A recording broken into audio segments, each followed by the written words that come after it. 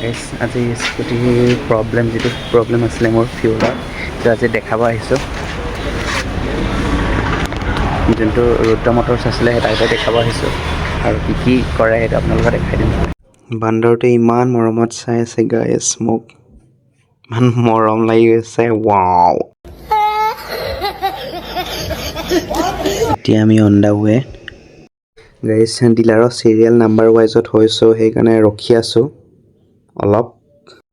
আৰু ফাইনেলি চাই আছে আমাৰ মেকানিক দাদাই। গাইছ ফাৰ্ষ্ট ছাৰ্ভিচিং এনেই ফ্ৰী হ'ব বুলি ভাবিছিলোঁ, মানে যোনটো মেকানিকৰ কাম ন, এটা কিন্তু ডিলাৰত পইচা লৈ ল'লে। আজি স্কুটিখন আনিছোঁ, কিন্তু পইচাটোহে 700 কৈছে। 700ৰ ভিতৰত হ'ব মানে। আৰু এতিয়া আমি গৈ আছোঁ কিবাকিবি খাবলৈ।